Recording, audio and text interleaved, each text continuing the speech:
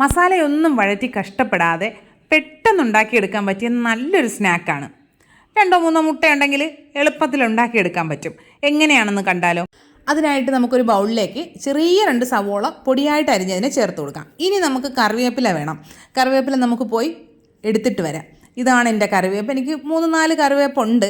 അതിനെല്ലാം ഇങ്ങനെ വളർത്തിയെടുക്കാൻ എന്തോരം കഷ്ടപ്പെട്ടിട്ടുണ്ടെന്നറിയോ? എങ്ങനെയാണ് ഇങ്ങനെ കറിവേപ്പില വളർത്തിയെടുക്കുന്നതെന്നുള്ളത് ആർക്കെങ്കിലും വേണമെങ്കിൽ കമൻറ്റ് ചെയ്താൽ മതി, ഞാൻ അതിൻ്റെ വീഡിയോ ചെയ്യാവുന്നതാണ്. നമുക്ക് കറിവേപ്പില കൊണ്ടുവന്ന് ചെറുതായിട്ട് അരിഞ്ഞതിലേക്ക് ചേർത്ത് കൊടുക്കാവുന്നതാണ്. ഇനി ഒരു 1/2 ടീസ്പൂൺ ഇഞ്ചി വെളുത്തുള്ളി പേസ്റ്റ്, ഇഞ്ചി വെളുത്തുള്ളി കുറേശ്ശെ അരിഞ്ഞ് ചേർത്താലും മതിയാകും. ഇനി ഒരു 1/4 ടീസ്പൂൺ ഉപ്പ് ചേർത്ത് കൊടുക്കുക. 1/2 ടീസ്പൂൺ കുരുമുളക് പൊടി. മുട്ടയുടെ സ്നാക്ക് ആയതുകൊണ്ട് കുരുമുളക് പൊടി ചേർക്കുന്നത് കുറച്ചധികം ചേർക്കാം. 1/4 ടീസ്പൂൺ മഞ്ഞൾപ്പൊടി ചേർക്കാം. 1/4 ടീസ്പൂൺ ഗരം മസാല പൊടി ചേർക്കാം.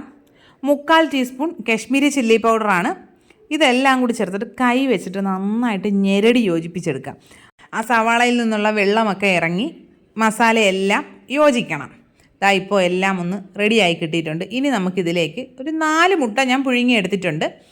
അതിനെ ഗ്രേറ്റ് ചെയ്ത് ചേർത്ത് കൊടുക്കാം. മുറിച്ചിട്ട് കഴിഞ്ഞാൽ എല്ലാ പീസുകൾക്കും ഒരേ ഷേപ്പ് ആയിരിക്കില്ലല്ലോ. ഇതാവുമ്പോൾ എല്ലാം ഒരേപോലെ കിട്ടുകയും ചെയ്യും.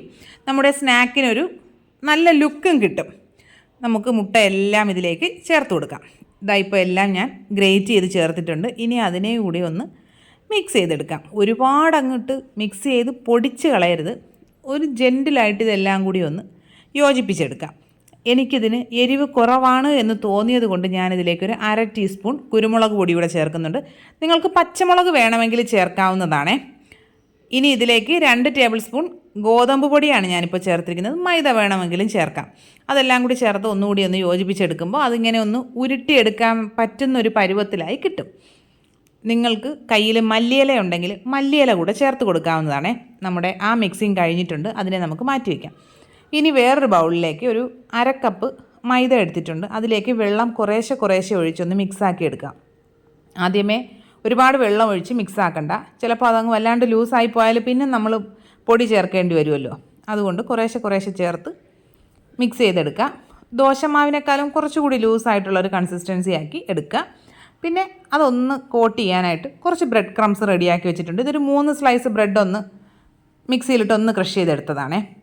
ഇനി നമുക്ക് കൈ ചെറുതായിട്ടൊന്ന് നനച്ചു കൊടുക്കാം. അതിനുശേഷം ഓരോ ചെറിയ നാരങ്ങയുടെ വലിപ്പത്തിലുള്ള ബോൾസ് എടുത്ത് കട്ട്ലറ്റ് നമ്മൾ ഉണ്ടാക്കില്ലേ അതുപോലെ കയ്യിൽ വെച്ചൊന്ന് ഷേപ്പ് ചെയ്തെടുക്കുക. നമ്മളിതിൽ ഗോതമ്പ് പൊടി ചേർത്തിരിക്കുന്നത് കൊണ്ട് ഇതിങ്ങനെ ഷേപ്പ് ചെയ്താൽ അങ്ങനെ തന്നെ ഇരുന്നോളും. അത് പൊട്ടിപ്പോവുകയോ അങ്ങനെ ഒന്നുമില്ല. ഇതുപോലെ നമുക്ക് എല്ലാം ഷേപ്പ് ചെയ്തെടുക്കാവുന്നതാണ്. എനിക്കിപ്പോൾ 8 നോർമൽ സൈസുള്ള കട്ട്ലറ്റും ഒരു കുഞ്ഞ് കട്ട്ലറ്റുമാണ് കിട്ടിയിരിക്കുന്നത്. ഇനി നമുക്ക് ഓരോന്നായിട്ടെടുത്ത് നമ്മുടെ മൈദയുടെ ബാറ്ററിൽ മുക്കി പിന്നെ ബ്രെഡ് ക്രംസിലും കൂടെ റോൾ ചെയ്തെടുക്കാം. മൈദയുടെ ബാറ്ററിൽ മുക്കുന്ന ആ കൈ നമ്മൾ ബ്രെഡ് ക്രംസിൽ മുക്കാൻ ഉപയോഗിക്കരുത്. എങ്കിൽ പിന്നെ പെട്ടെന്ന് തന്നെ ഈ ബ്രെഡ് ക്രംസ് അങ്ങ് നനഞ്ഞ് കുഴഞ്ഞു പോകും. എല്ലാം ഇങ്ങനെ റെഡിയാക്കി എടുത്തിട്ടുണ്ട്. ഇനി പ്രത്യേകിച്ച് പരിപാടികളൊന്നുമില്ല. എണ്ണ വയ്ക്കുക. എണ്ണ നന്നായിട്ടൊന്ന് ചൂടായി കഴിയുമ്പോൾ അതിലേക്ക് സ്നാക്ക് ഇട്ട് കൊടുക്കുക. ഫ്ലെയിം എപ്പോഴും ശ്രദ്ധിക്കുക. ലോ ഫ്ലെയിമിലോ ഹൈ ഫ്ലെയിമിലോ ഇട്ടിരിക്കാൻ പാടില്ല. എണ്ണ നന്നായിട്ട് ചൂടായി കഴിയുമ്പോൾ മീഡിയം ഫ്ലെയിമിലാക്കിയതിന് ശേഷമായിരിക്കണം നമ്മൾ സ്നാക്ക് ഇടേണ്ടത്. ഇട്ട് കഴിഞ്ഞിട്ട് തിരിച്ചും മറിച്ചുമൊക്കെ ഇട്ട് ഒരു ഗോൾഡൻ ബ്രൗൺ കളർ ആകുന്നത് വരെ കുക്ക് ചെയ്തെടുക്കുക. ബ്രെഡ് ക്രംസ് ആയതുകൊണ്ട് ഫ്ലെയിം നമ്മൾ കൂട്ടിയിട്ട് കഴിഞ്ഞാൽ പെട്ടെന്ന് കരിഞ്ഞു പോകാനുള്ള സാധ്യതയുണ്ട്. അതുകൊണ്ട് എപ്പോഴും ഒരു മീഡിയം ഫ്ലെയിമിൽ വെച്ചിട്ട് വേണം കുക്ക് ചെയ്തെടുക്കാനായിട്ട്.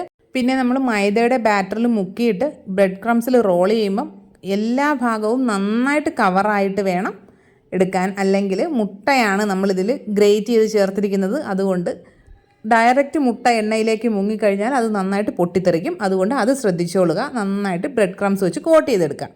ഇപ്പോൾ നമ്മുടെ സ്നാക്ക് റെഡി ആയിട്ടുണ്ട്. നല്ലൊരു ഗോൾഡൻ കളറാകുമ്പോൾ കോരി എടുക്കാവുന്നതാണ്. ബാക്കി സ്നാക്കുകളും നമുക്ക് അതുപോലെ ഫ്രൈ ചെയ്തെടുക്കാം. ഇപ്പോൾ നമ്മുടെ സ്നാക്ക് റെഡി ആയിട്ടുണ്ട്. അടിപൊളിയാണ് കേട്ടോ. നല്ല ടേസ്റ്റാണ് കഴിക്കാൻ. മസാലയൊന്നും വഴറ്റി കഷ്ടപ്പെടണ്ട. പെട്ടെന്ന് ഉണ്ടാക്കിയെടുക്കാം. ഇനിയിപ്പോൾ ഇഫ്താറിൻ്റെ ടൈമിലൊക്കെ പെട്ടെന്ന് ഉണ്ടാക്കിയെടുക്കാനായിട്ട് ഒരു സ്നാക്ക് കൂടി ആയല്ലോ അല്ലേ. എല്ലാ കൂട്ടുകാരും ട്രൈ ചെയ്ത് നോക്കുക. ഫീഡ്ബാക്സൊക്കെ കമൻറ്റ് ബോക്സിൽ അറിയിക്കുക. വീഡിയോ ഇഷ്ടപ്പെട്ടാൽ ലൈക്ക് ചെയ്യുക, കമൻറ്റ് ചെയ്യുക, ഷെയർ ചെയ്യുക, ചാനൽ സബ്സ്ക്രൈബ് ചെയ്യുക. ഇനി നമുക്ക് മറ്റൊരു വീഡിയോ ആയിട്ട് ഉടനെ കാണാം. ബൈ.